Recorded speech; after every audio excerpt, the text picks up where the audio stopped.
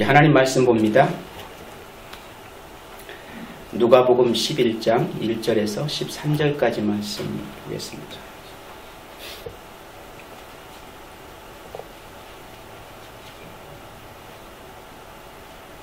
한 절씩 같이 교독하시겠습니다.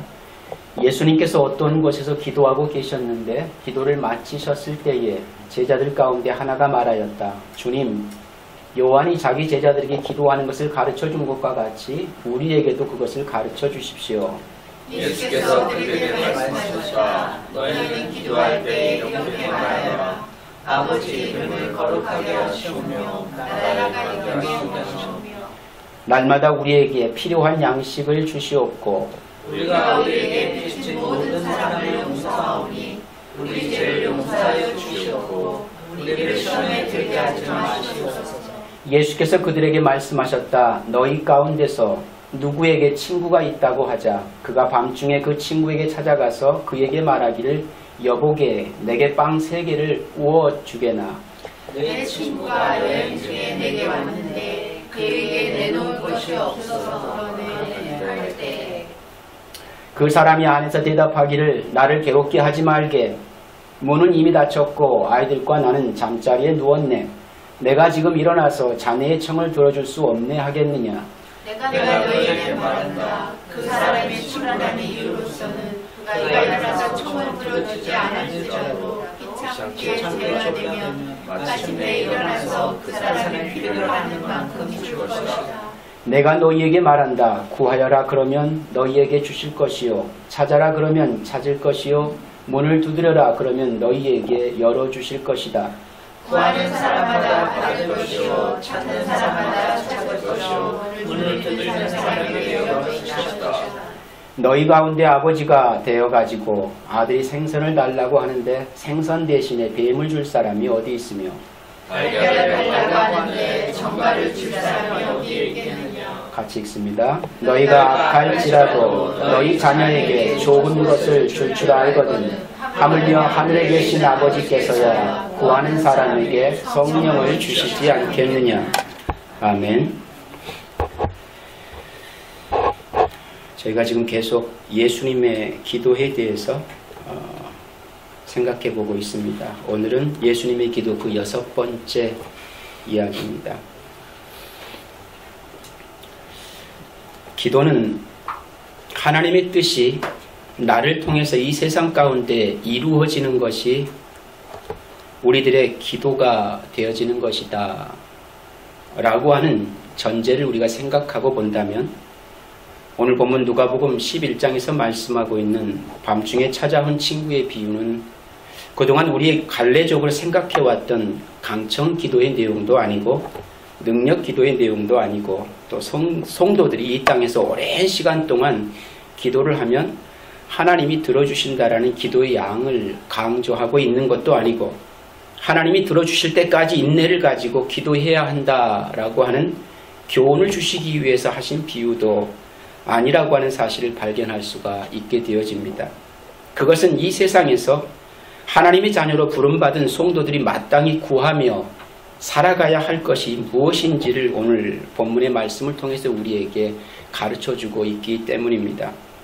누가복음 11장 1절과 13절까지 3가지 내용으로 나누어진 것처럼 그렇게 보여지지만 서로 연결되어져 있는 한 내용이라는 사실을 우리가 발견할 수 있을 것입니다.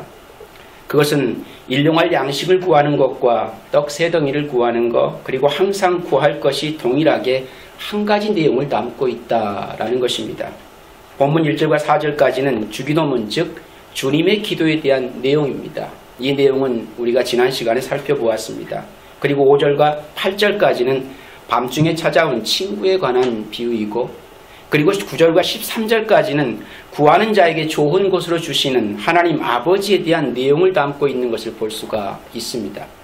우리가 지난주에 살펴보았던 예수님이 가르쳐준 기도문에 나와 있는 그 일용할 양식이나 밤중에 찾아온 친구가 요구하는 떡 3덩이나 그리고 요한복음 6장에 나와 있는 생명의 떡이 다 한 단어로 사용되고 있는 것인데 그것이 헬라어로 아르톤이라고 하는 떡이라는 단어를 쓰고 있다는 것을 볼 수가 있습니다.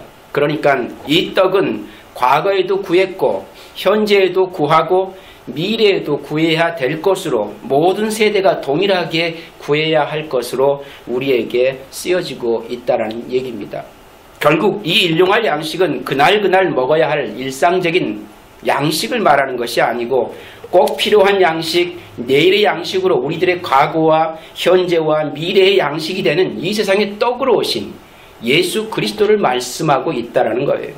궁극적으로는 하나님의 백성들은 영생이라는 떡을 구하며 살아가는 존재다라고 하는 것을 우리에게 정의해 줍니다. 하나님의 나라의 목적지로 삼고 사는 구별된 백성들이라는 사실을 또한 우리에게 말씀해 주고 있기도 하는 것입니다. 요한복음 4장 34절에 보면은 예수님께서 제자들에게 말씀하실 때 나의 양식은 나를 보내신 이의 뜻을 행하며 그의 일을 온전히 이루는 것이니다라고 말씀하고 있는 것을 보게 되어집니다. 여기서 예수님께서 말씀하고 있는 나의 양식은 곧 영생이라는 얘기입니다. 그 영생을 구하는 자로 오늘 여러분들이 성도라는 이름을 가지고 그리스도의 이름을 가지고 살아가는 동안에 우리가 마땅히 그 하나님 아버지 앞에 구할 수 있는 것이 있다면 그것은 바로 영생을 구하는 자로 살아야 맞다라는 겁니다.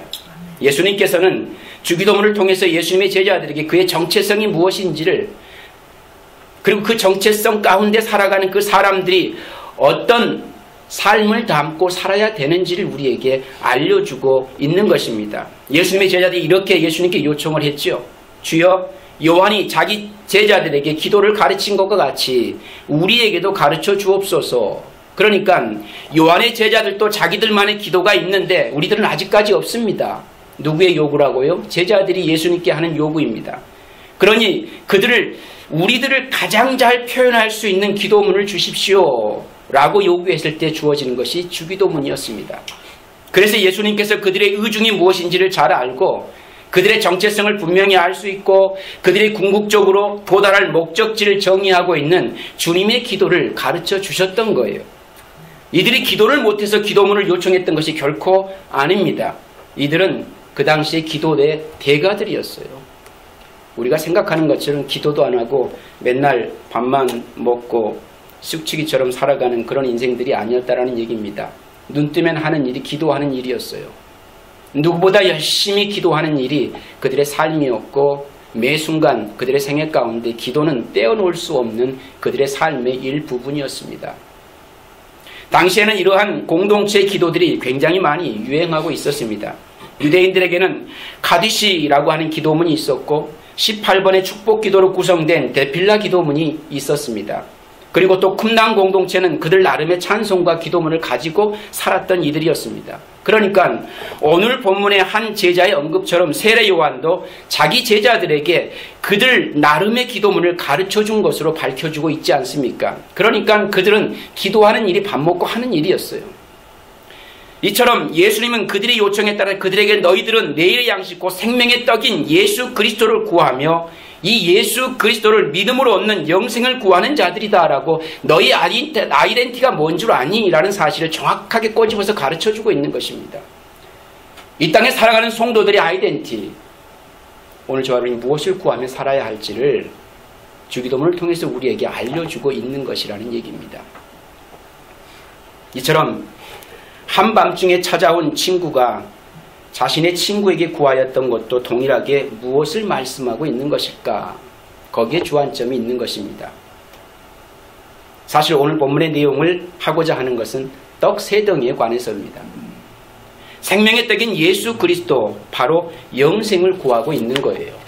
그 떡 세 덩이는 결국은 영생을 구하고 있고 그 영생은 예수 그리스도로 정의되어지고 있다 라고 하는 것을 우리가 분명히 깨달아 알 수 있어야 되겠다라는 것입니다. 이렇게 보면 밤중에 찾아온 친구의 비유가 조금은 다른 모습으로 우리에게 비춰지게 되어져 있습니다.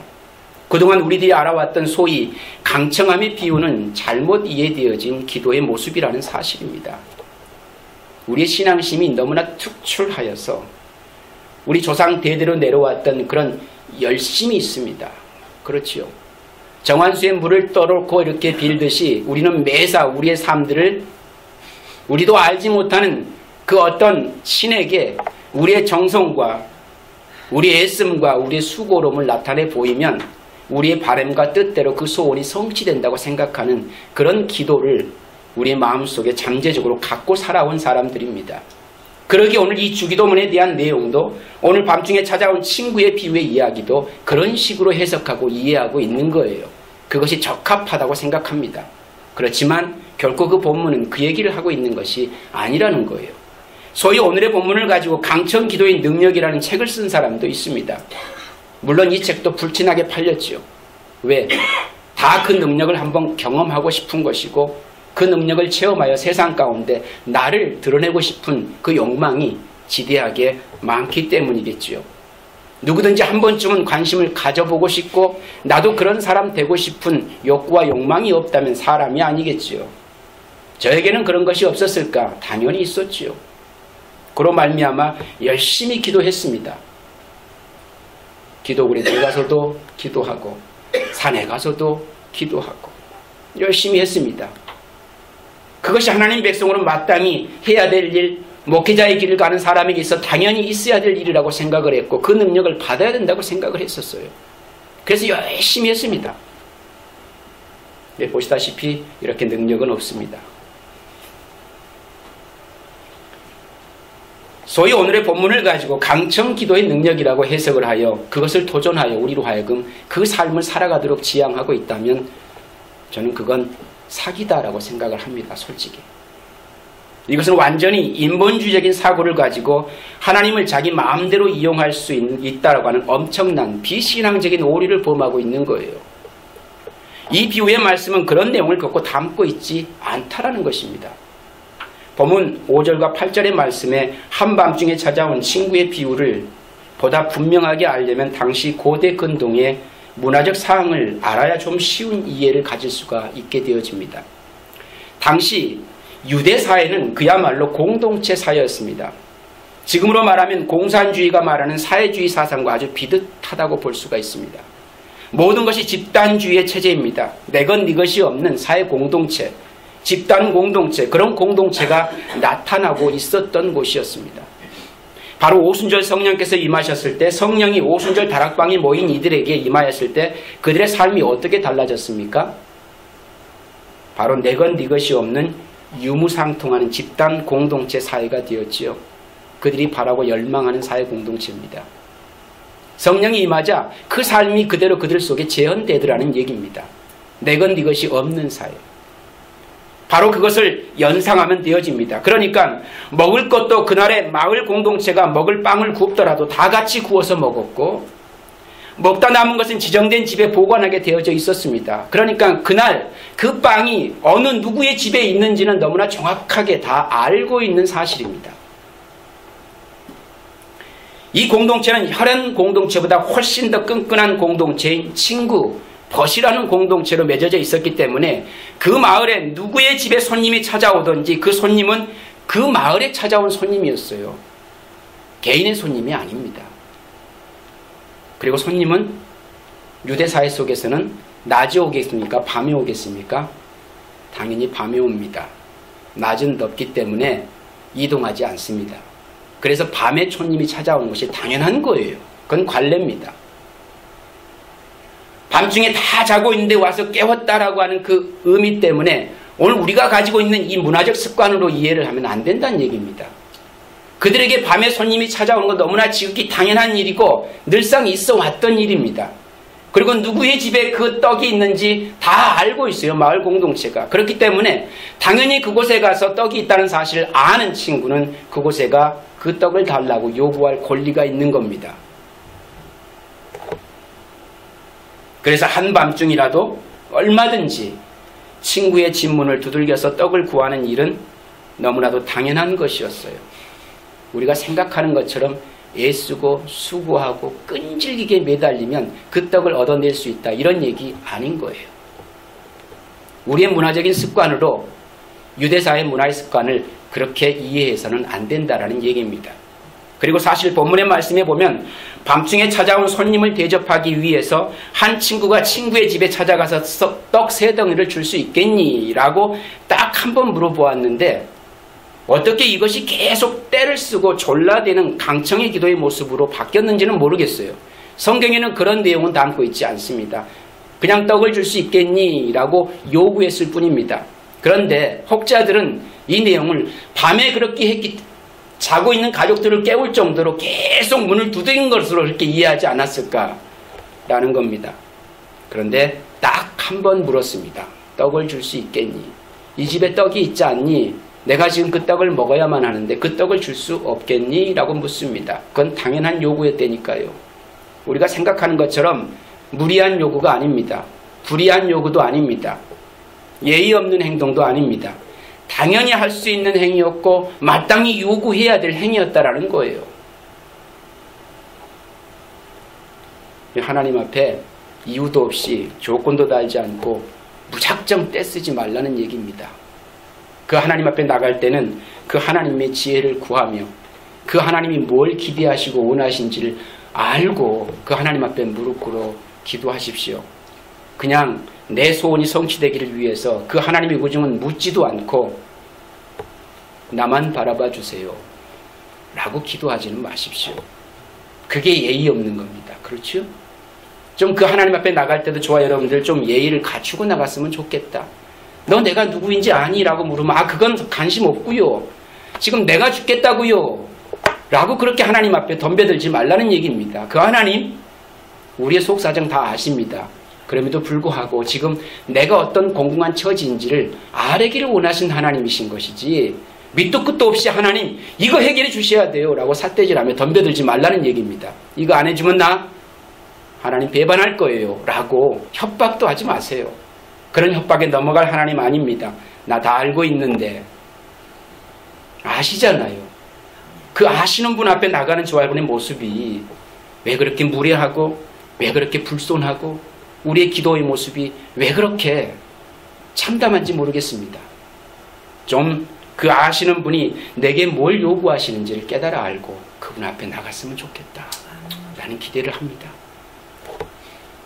그래서 친구가 친구 집에 찾아가서 떡 3댕이만 달라고 이렇게 요구를 했는데 그것이 어떻게 한번 물어보는 이 일이 강청의 모습으로 둔갑을 했는지는 저도 잘 모르겠습니다. 다만 이해를 해보자면 그렇다라는 얘기입니다. 그리고 그 강청이라고 표현된 단어를 영어 성경에 보면은 우리가 알 수 있듯이 그 의미는 담대함입니다. 담대함은 어떤 때 나타나는 거죠? 확신이 있을 때 나타나는 거죠. 아무 때나 담대함을 내보여서는 안 되는 거죠. 그렇지요? 근데 그 담대함이라는 의미가 포함됐다는 얘기는 뭡니까? 당연히 마땅히 구할 걸 구하고 있다는 거지요. 그 확신이 있기 때문에 나아가는 거지요. 문을 두드릴 수 있는 겁니다. 그 한밤중이라도 당연한 요구였다라는 얘기입니다. 그리고 당시 아람어로 쓰인 강청의 뜻은 부끄러움과 수치스러움의 뜻을 담고 있습니다. 그럼 어떤 의미겠습니까? 밤중에 찾아온 친구가 문을 열어서 내게 필요한 떡 3댕이를 요구할 때에 그 떡을 이 자고 있는 친구가 내어놓지 못하면 그건 마을 공동체로부터 그 사람은 부끄러움과 수치를 당하게 있다는 얘기입니다. 그러니까 줘야만 하는 거예요. 나 자고 있으니 안 돼. 우리 아이들 잠 깨니까 안 돼. 이렇게 하게 되어지면 그 마을 공동체로부터 그 사람은 어떻게 된다고요? 부끄러움과 수치를 모면할 수 없게 되어집니다. 그 현실이라는 거예요. 다시 말씀드리면 만약 밤중에 찾아온 친구에게 먹을 것을 대접하기 위해 친한 것을 향하여 떡을 요청했는데 그 요청을 거절하면 그것을 거절하는 친구는 마을 사람들로부터 수치스러움과 부끄러움을 당하게 되어 있다라는 얘기입니다. 불의한 재판장의 비유도 이와 같이 똑같은 원리입니다. 그 불의한 재판장이 원한 많은 과부의 원한을 들어주지 아니하게 되어지면 불의한 재판장이 부끄러움과 수치를 당할 수밖에 없는 현실인 거예요. 원한 많은 과부가 때를 쓰고 불의한 재판장을 못살게 불어서 악착같이 덤벼들어서 들어준 게 아니라는 얘기입니다. 당연히 들어줘야 할 요구를 들어주고 있는 거예요.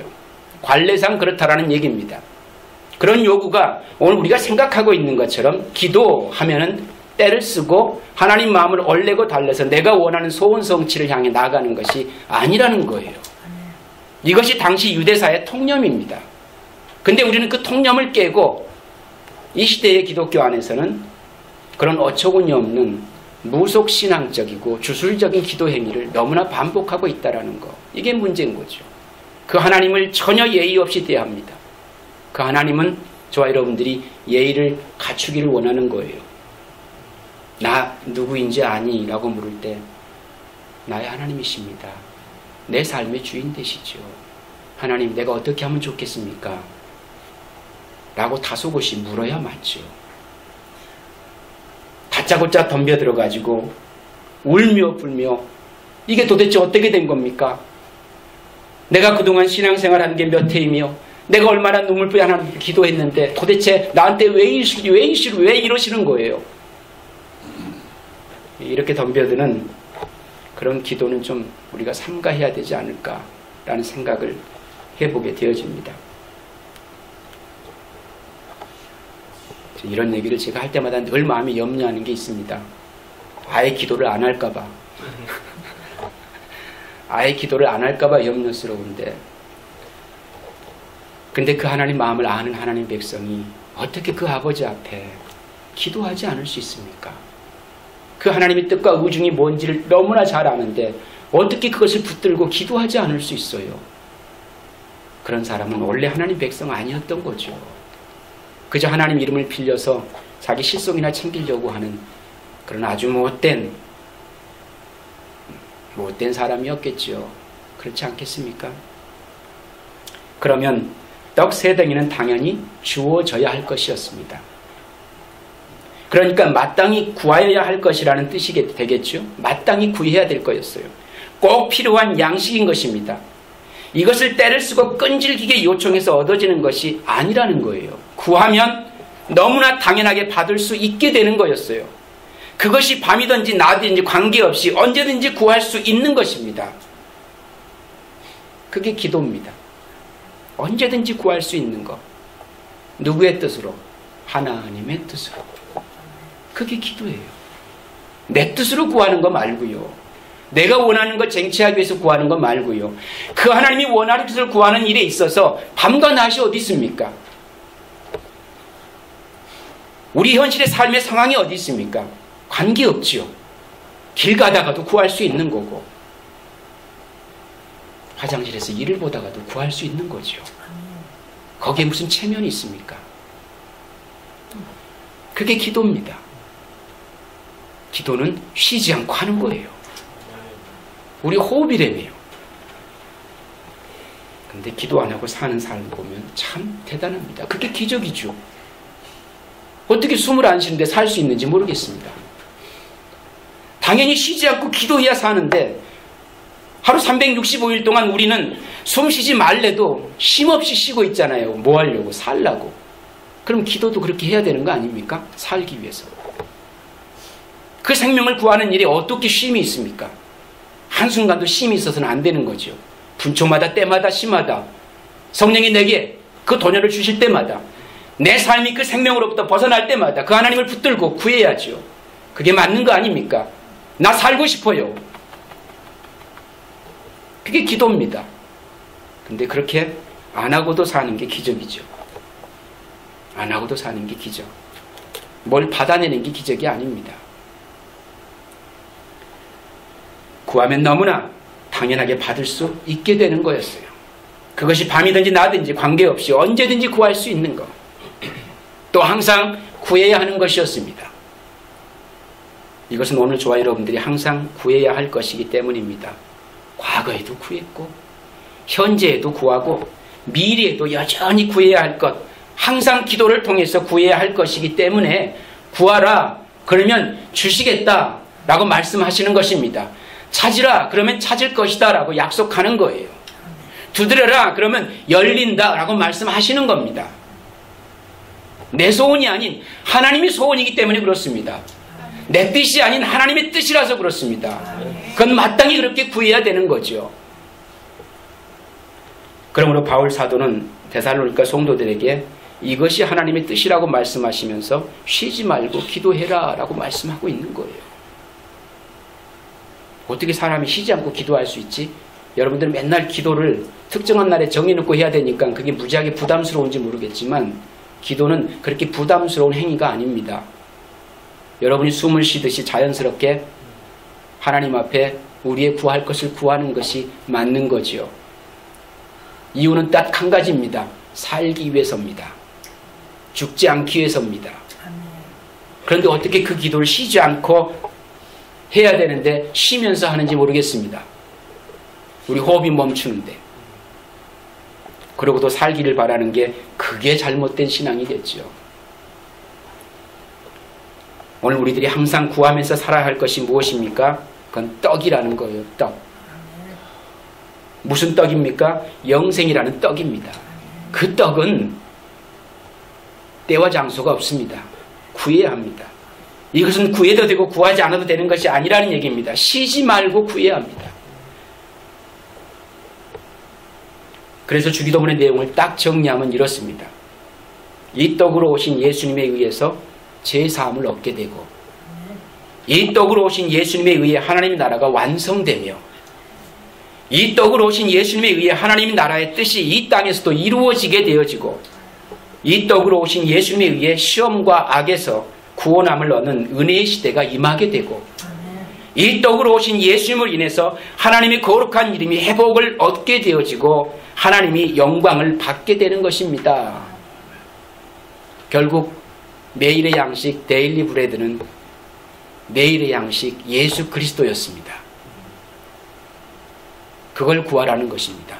오늘 우리 먹을 걸 구하라는 게 아니었던 거예요.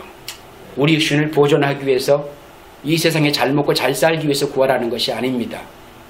그 하나님 백성으로 마땅히 구해야 할 것, 영생을 구하라는 것입니다. 이 땅에 떡으로 오신 예수 그리스도, 그분을 구하라는 것이에요. 그러므로 구하라. 떡을 구하라는 것입니다. 떡을.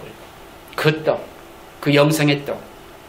이미 떡으로 오신 예수 그리스도를 주셨는데 왜 또 떡을 구하라는 말씀이 되겠습니까? 오늘 우리들이 이미 그 떡을 받았는데 여전히 우리 속에 잘 나타나지고 있지 않기 때문에 이 떡 곧 예수 그리스도를 구하라고 우리에게 말씀합니다. 그 떡을 구하는 일에 쉬지 말라고 얘기합니다. 그것이 하나님이 원하시는 기쁨이 된다는 얘기입니다. 그 떡이 우리의 양식이기 때문에 그렇습니다. 그걸 구하며 사는 것, 그게 성도입니다. 그게 하나님 백성입니다. 그러면 무엇을 주시겠다라는 것입니까? 바로 성령을 주시겠다라고 약속하십니다. 오늘 우리들이 같이 읽었던 본문의 말씀 13절을 보시면 구하는 사람에게 성령을 주시지 않겠느냐라고 대묻지요. 반어법적인 표현인데 반어법은 뭐라는 얘기입니까? 주시겠다라는 겁니다.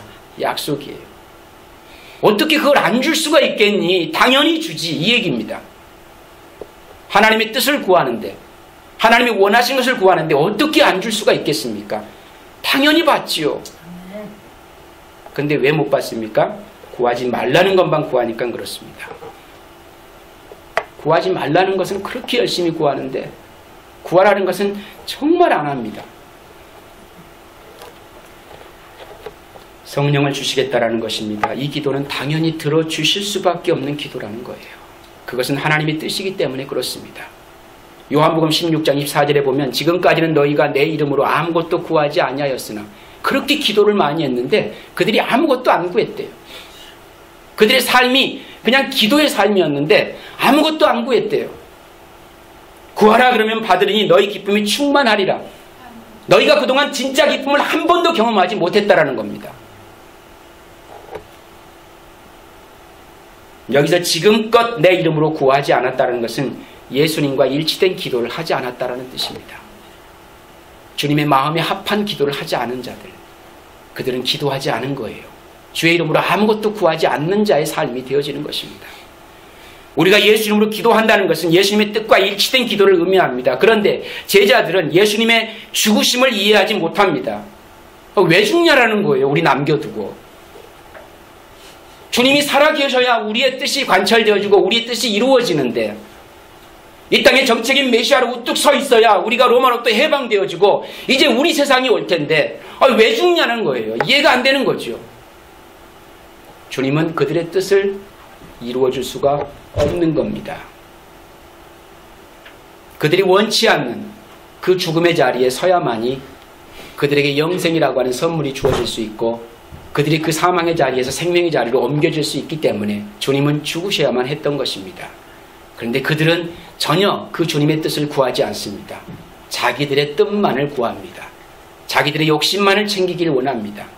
그리고 열심히 부르짖었습니다. 밤낮 가리지 않고 기도합니다. 그런데 주님은 그들에게 말씀합니다. 너희는 내 이름으로 기도하지 않았다. 내 이름으로 기도하지 않았다.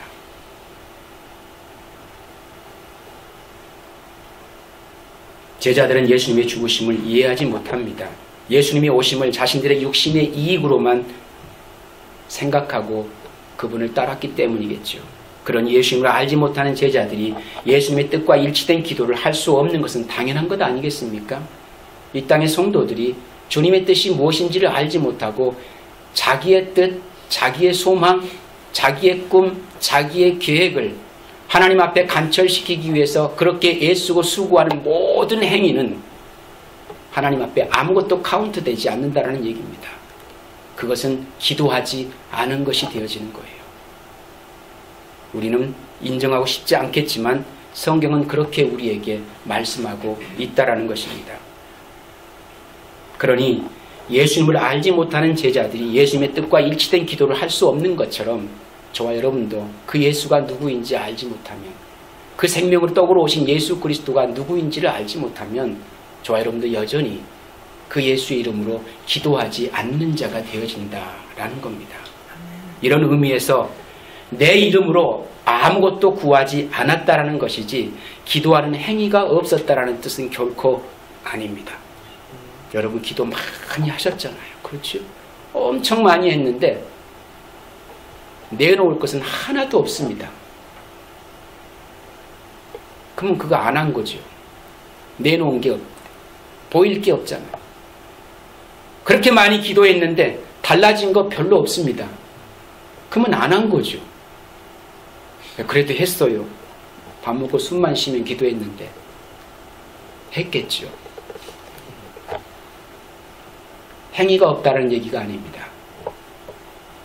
영생을 구하는 기도의 삶이 쉬지 않고 우리 가운데 지속돼야 우리의 생명이 보존되는 것인데, 그 진짜 구할 것은 구하지 아니하고 엉뚱한 것 구하느라 너무나 많은 시간들을 소진하고 우리 인생을 낭비하고 막상 그 하나님 앞에 섰을 때에 부끄러움과 수치를 감출 길이 없는 그런 민낯으로 우리가 서야 될 때가 오지 않겠습니까? 그러지 않기 위해서라도 오늘 저 여러분들 주님 앞에 무릎 꿇어 기도할 때마다 때와 장소를 가리지 마시고 그 영생의 삶을 살기를 주님 앞에 쉬지 않고 기도하는 성도의 삶이 있어야 되겠다라는 기대를 합니다. 기도라는 행위는 있었지만 하나님께서 들으시는 예수님의 이름으로 하는 기도는 전혀 없었다라는 것 분명히 우리는 기억해야만 합니다. 예수님의 이름으로 기도한다는 것은 예수님의 뜻과 일치된 기도를 드린다라는 뜻인데, 정말 우리가 그런 의미로 예수님의 이름으로 기도합니다를 우리의 기도에 붙이고 있는 것인가 하는 것도 다시금 점검해 보아야 할 것입니다.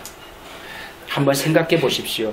기도를 부지런히 했는데 정작 예수님 앞에서는 너는 내 이름으로 아무것도 구하지 않았다 라는 주님의 평가를 저와 여러분이 듣게 되어진다면 그때는 어떻게 하시렵니까? 그때는 열심히 기도했는데 너 기도 하나도 하지 않았어 라고 주님이 내게 말씀하신다면,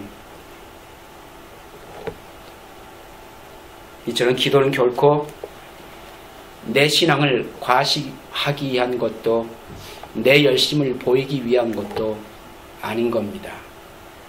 기도는 내 자신이 얼마나 연약한 존재인가를 고백하는 소중한 기회가 되는 거예요. 하나님의 도우심을 구할 수밖에 없는 내 현실을 뼈저리게 실감하는 현장이라야 합니다. 그분의 생명 없이는 내가 단 한순간도 온전히 살아갈 수 없는 존재라는 사실을 인식하는 자리라야 합니다. 그 믿음의 고백 자리가 오늘 저와 여러분들의 기도의 자리다라는 거예요. 믿음에 있어서 너무나 연약함을 알기에 믿음의 문제를 두고 기도하지 않을 수 없는 것입니다. 욕심을 가진 내가 예수님의 십자가를 따라간다는 것이 얼마나 힘든 일인가를 너무나 잘 알기 때문에 그것을 비워내기 위해 주님 앞에 무릎을 꿇을 수밖에 없는 자, 그게 바로 나라는 현실을 아는 거예요. 그게 기도의 자리입니다. 때문에 육신에 대해서는 점점 기도할 필요가 없어지는데 뭐에 대해서 기도는 점점 그 욕구가 강해지겠습니까? 성령으로 충만한 삶을 사는 일에 있어서는 그 욕구가 점점점 강해질 수밖에 없는 현실. 왜 그렇습니까? 내 마음대로, 내 인생, 내 뜻대로 그 영생을 보증받으며 살 수 없는 존재라는 사실을 너무나 잘 알기에 그 성령을 의지하여 살아갈 수밖에 없는, 그 은혜를 붙들 수밖에 없는 내 현실을 너무나 알기에 그 주님 앞에 쉬지 않고 기도하는 자의 삶을 살 수밖에 없는 나라고 하는 현실, 그게 오늘 저와 여러분들의 기도의 현장에서 날마다 일어나야만 한다는 것입니다. 아멘. 예수님의 기도 그 6번째가 바로 오늘 저와 여러분이 마땅히 구할 것을 구해야 한다는 거예요. 근데 그것이 우리가 원하고 우리가 바라고 우리가 기대하는 내 만족의 성취의 욕구가 아닌 그 하나님의 뜻을 이루고 성취하는, 그리고 그 하나님께 저와 여러분들에게 주시고자 그렇게 애쓰고 바라셨던 영생을 구하는 그 삶의 자리라야 한다라는 사실을 깨닫게 되어집니다. 이 시간 이후에 어떻게 기도하시렵니까? 그래도 여전히 나는 내 뜻이 중요해, 내가 원하는 것, 내가 바라는 것, 이 땅에서 나의 소원 성취를 위한 그런 도구로 쓰시겠습니까? 아니면 그 하나님이 내게 원하시는 것을 위한 하나님의 도구로 쓰임받는 삶을 사시겠습니까? 그건 여러분의 초이스입니다. 기도하겠습니다.